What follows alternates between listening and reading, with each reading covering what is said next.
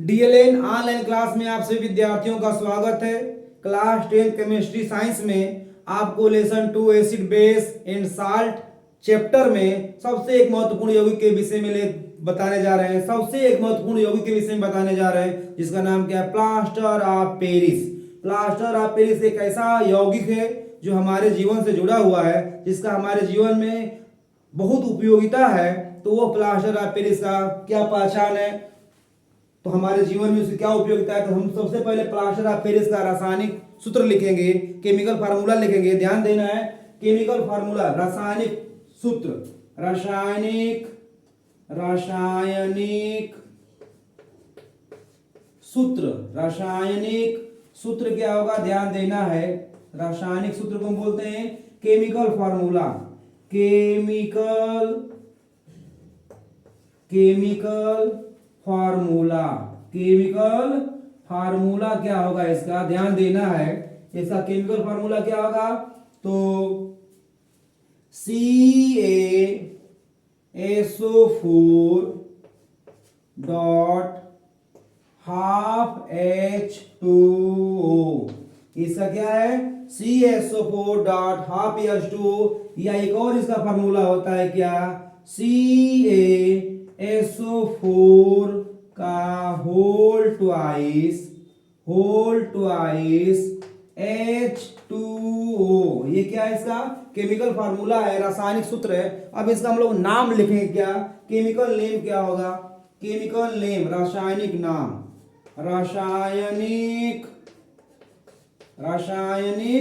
नाम क्या होगा, रासायनिक नाम।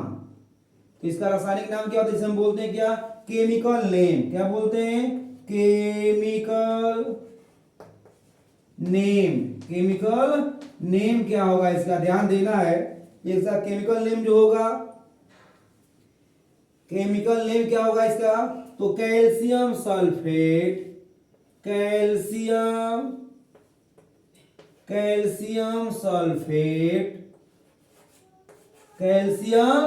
Sulphate half hydrate. हाफ मन होता है अर्ध, हाफ हाइड्रेट होता है। या एक और इसका नाम होता है, क्या लिख सकते हैं, कैल्शियम सल्फेट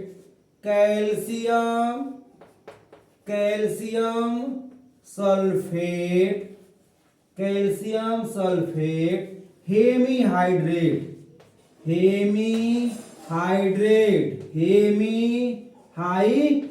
के नाम से भी इसको जानते हैं। तो ये रहा क्या, प्लास्टर ऑफ पेरिस का रासायनिक सूत्र और रासायनिक नाम, केमिकल नेम। अब हम लोग ये जानना चाहेंगे कि इस सूत्र में कैल्शियम, सल्फर और ऑक्सीजन आपस में कैसे बंधे होते हैं। इसे हम बोलते हैं, क्योंकि हाफ H2O जो होता है, इसे हम बोलते हैं क्या, क्रिस्टलन जल बोलते हैं। तो इलेक्ट्रॉन बिंदु सूत्र जब बनाते हैं इसका, तो इसमें हम लोग जल का जिक्र नहीं करते हैं। तो चलते हम लोग कैल्शियम सल्फेट का हम लोग बनाएंगे क्या, लुईस बिंदु सूत्र, जिसे बोलते हैं लुईस डॉट फार्मूला। ध्यान देना है, समझना है, तभी आपको कंपाउंड समझ में आएगा।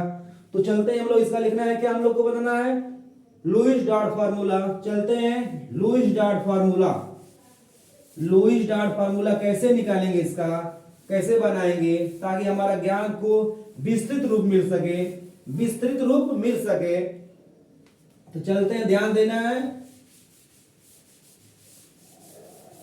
हम लोग अभी प्लास्टर ऑफ पेरिस का ध्यान देना है, इसका हम लोग बनाने जा रहे हैं लुईस बिंदु सूत्र।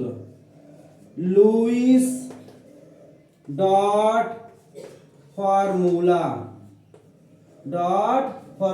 जिसे हम बोलते हैं लुईस बिंदु सूत्र। क्या बोलते हैं, लुईस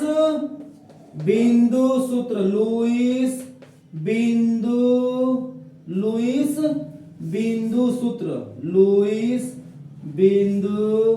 सूत्र क्या होगा, ध्यान देना है। इसमें कैसे बंधे होते हैं घटक हम दिखाएंगे आपको। तो चलते हैं, ध्यान दीजिएगा। लुईस बिंदु सूत्र क्या होगा इसका, कैल्शियम का परमाणु क्रमांक कितना होता है, 20 होता है। और वैलेंसी इलेक्ट्रॉन कितने होते हैं, 2 होते हैं। तो हम लोग कैल्शियम का वैलेंसी इलेक्ट्रॉन को दिखाएंगे, यहाँ पे Ca के पास 2 इलेक्ट्रॉन दिखा देंगे। अब यहाँ पर कौन है, यहाँ पर सल्फर का परमाणु है, इसके साथ ऑक्सीजन के कितने परमाणु जुड़े हुए हैं? तो 4 जुड़े हुए हैं। 1 परमाणु, 2 परमाणु, यहां पर हुआ 3 परमाणु, और यहां पर एक हुआ ये चौथा परमाणु। ध्यान देना भैया। तो ये है आपका परमाणु कौन है? 4 हैं, ऑक्सीजन के परमाणु हैं ये। ठीक, ध्यान देना है। अब यहाँ पर जो है हम लोग क्या करेंगे? 2-2 का शेयरिंग करेंगे, 2-2 का शेयरिंग करेंगे। इसके पास लिखा कितने सेट्स हैं अभी? 1 2 3 4। इसका अष्टक पूर्ति हो गया। यहाँ पर चलते हैं हम लोग 1 2 3 4 5, और यहाँ पर एक एक का सरदारी कर लेगा। चूंकि ऑक्सीजन का बैलेंस कितना होता है? तो ऑक्सीजन का बैलेंस इलेक्ट्रॉन जो होता है कितना होता है? 6 होता है। तो यहाँ पर 2 2 4 5 2 7 हुआ। अब ये कैल्शियम जो है अपना इलेक्ट्रॉन क्या करेगा? इसको ट्रांसफर कर देगा, तो इसका अष्टक पूर्ति हो जाएगा। अब ये ध्यान देना, यहाँ पर हम लोग चलते हैं 1 2 3 4 5 6। यहाँ पर 2 इलेक्ट्रॉन सल्फर दे देगा किसको? ऑक्सीजन को। तो यहाँ पर बन जाएगा कोऑर्डिनेट बॉन्ड। क्या बन जाएगा? कोऑर्डिनेट बॉन्ड बन जाएगा। और यहाँ पर हम लोग चलते हैं क्या? 1 2 3 4 5, यहाँ पर एक एक का सरदारी होगा, और ये दे देगा यहाँ पर एक इलेक्ट्रॉन, तो इसका भी अष्टक पूर्ति हो जाएगा। तो ये रहा हमारा क्या? ये जो हमारा ग्राफ बना है किसका है? ये है लुईस डॉट फार्मूला। किसका है? प्लास्टर ऑफ पेरिस का। इस ग्राफ को हम दिखाएंगे कैसे? Ca को हम दिखा देंगे यहाँ पर बाहर, Ca को हम दिखा देंगे 2 इलेक्ट्रॉन लेकर यहाँ पर खड़ा रहेगा, और यहाँ पर S डबल बॉन्ड O, इसको हम दिखाएंगे किसमें? कोष्टक के अंदर। यहाँ पर एक O का एटम रहेगा, एक यहाँ पर O का एटम रहेगा, कोऑर्डिनेट बॉन्ड O, और यहाँ पर हम लोग दिखा देंगे क्या? -2, और ये कैल्शियम क्या करेगा? 2 इलेक्ट्रॉन निकाल कर क्या हो जाएगा? दानाविष्ट हो जाएगा। तो ये रहा किसका ग्राफ रहा? इसको हम यहाँ से हटा देते हैं। तो ये रहा हमारा क्या? प्लास्टर ऑफ पेरिस का क्या? ये स्ट्रक्चरल फार्मूला। इसे बोलते हैं क्या? Structural formula. STRUCTURAL, structural formula, इसे हम बोलते हैं संरचना सूत्र। अब हम लोग चलते हैं अगले क्रम में चलते हैं कि यानी प्लास्टर ऑफ पेरिस का निर्माण होता है कैसा। चलते हैं इसका बनाने की विधियां। ध्यान देना है कैसे प्रिपरेशन करेंगे इसका, ध्यान देना है। प्लास्टर ऑफ पेरिस का निर्माण कैसे करेंगे? एग्जाम के लिए बहुत ही महत्वपूर्ण क्वेश्चन है। एग्जाम के लिए वेरी वेरी इंपॉर्टेंट, आने वाले एग्जाम के लिए बहुत ही महत्वपूर्ण क्वेश्चन है ये। बहुत महत्वपूर्ण कौन मतलब कंपाउंड है ये। तो चलते हैं हम लोग इसका उपयोग कैसे, मतलब हम लोग कैसे बनाएंगे, इसका प्रिपरेशन क्या है इसका, ध्यान देना है। इसको प्रिपरेशन में होता है निर्माण। प्रिपरेशन क्या करेंगे हम लोग? इसका निर्माण पढ़ने जा रहे हैं। निर्माण कैसे किया जाएगा प्लास्टर ऑफ पेरिस का निर्माण। तो चलते हैं हम लोग निर्माण हम लोग कैसे करेंगे, ध्यान देना है। प्रिपरेशन, PRA, प्रिपरेशन, जिसे हम बोलते हैं क्या? निर्माण। तो हम लोग कैसे निर्माण करेंगे, ध्यान देना है यहाँ पे। जिप्सम, क्या? जिप्सम, जिप्सम, जिसका फार्मूला होता है CaSO4.2H2O, ये क्या है? जिप्सम है। जिप्सम को हम लोग क्या करेंगे? 373 केल्विन ताप पर गर्म करेंगे। क्या करेंगे? गर्म करेंगे। गर्म करने पर क्या होगा? गर्म करेंगे तो इसमें गर्म करेंगे तो इसमें उपस्थित 3/4 जल, 3/4 जल, 3/4 जल पृथक हो जाता है।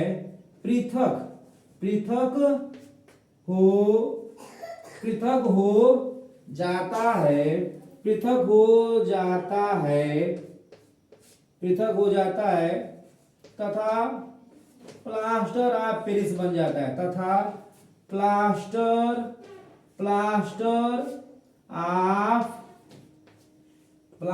Of Paris, plaster of Paris बन जाता है, बन जाता है। ध्यान देना है, एग्जाम के लिए, आगामी एग्जाम के लिए वेरी वेरी इंपॉर्टेंट है, वेरी वेरी इंपॉर्टेंट है कि नहीं, बहुत एग्जाम के लिए बहुत मोस्ट है, ध्यान देना है। तो चलते हम लोग इसका यानी जिप्सम का फार्मूला क्या होता है, CaSO4.2H2 373 केल्विन ताप पर अगर गर्म करेंगे तो इसमें ऊपर से 3/4 जल क्या होंगे, पृथक हो जाएंगे तथा प्लास्टर ऑफ पेरिस क्या हो जाएगा, निर्मित हो जाएगा, बन जाएगा। अब हम लोग इसका केमिकल फार्मूला लिख रहे हैं, ध्यान देना है। यहाँ पर लिख रहे हैं हम लोग Ca, रासायनिक समीकरण क्या होगा इसका,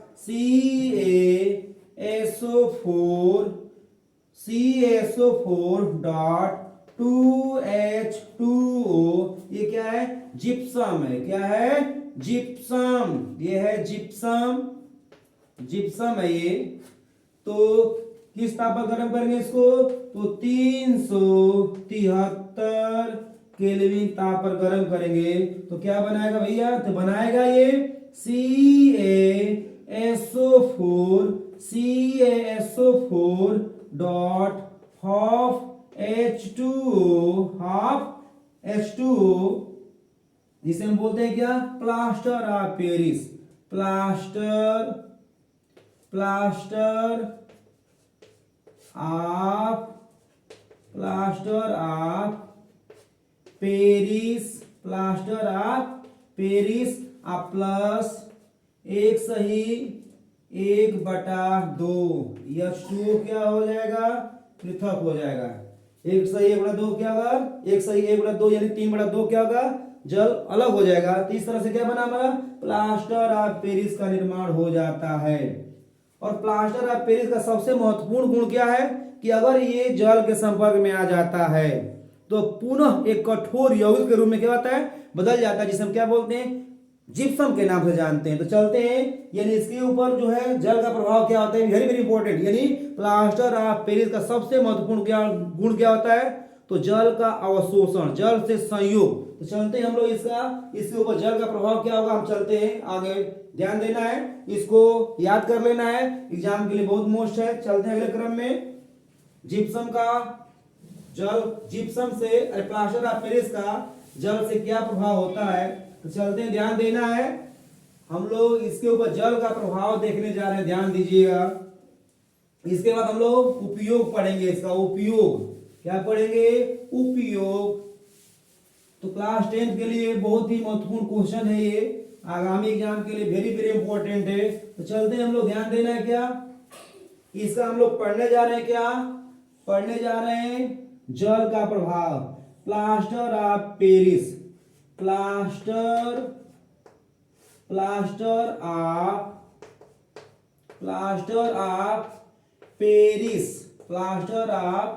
पेरिस पर जल का प्रभाव।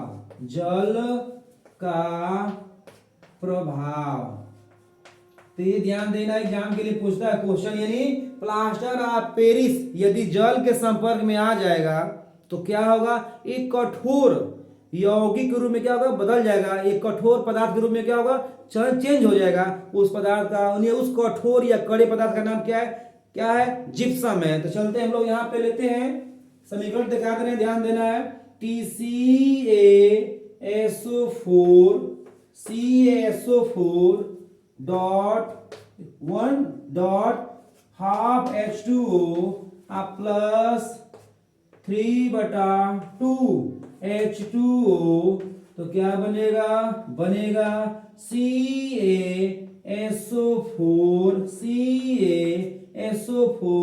डॉट 2H2O, यही क्या है, जिप्सम है, क्या है, यही जो है जिप्सम है, जिप्सम, ये क्या है, जिप्सम, ये बहुत कठोर होता है, ठीक है। तो ये जल से संयोग हुआ, ये है आपका प्लास्टर ऑफ पेरिस, प्लास्टर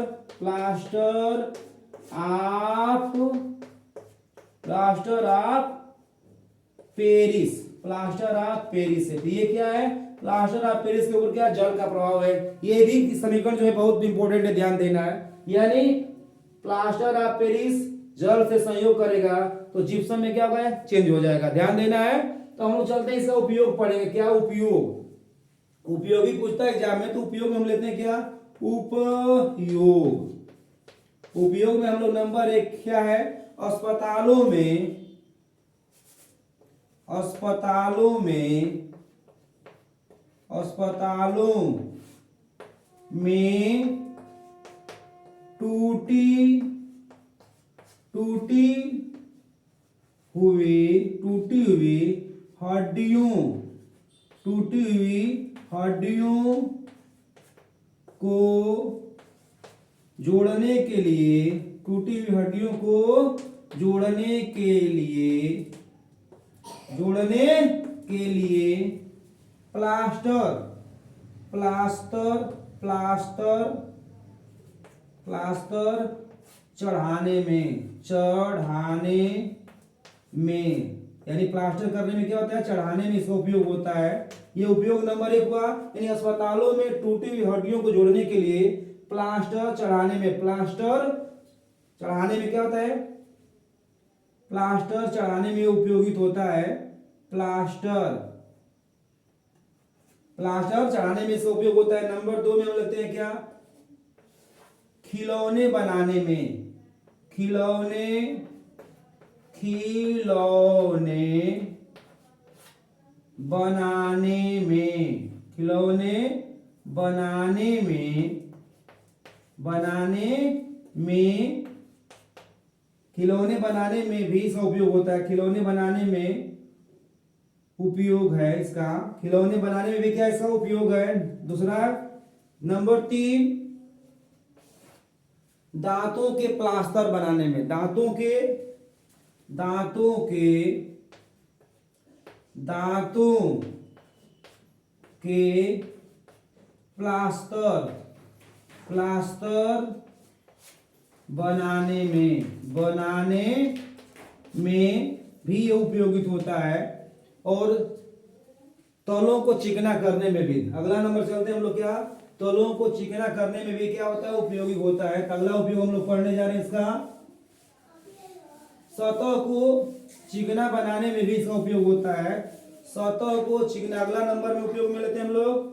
अगला नंबर 4 में लेते हैं, सतह को, सतह को, सतह को चिकने या चिकना बनाने में, सतह को चिकना बनाने, बनाने में भी इसका उपयोग होता है। चिकना बनाने में भी इसका उपयोग होता है। तो 4 उपयोग हुआ। तो हम उम्मीद कर रहे हैं कि आप इस वीडियो को लाइक, सब्सक्राइब, शेयर और कमेंट करेंगे और आने वाले एग्जाम में इसको अच्छे ढंग से करेंगे और अच्छा नंबर लाएंगे। धन्यवाद।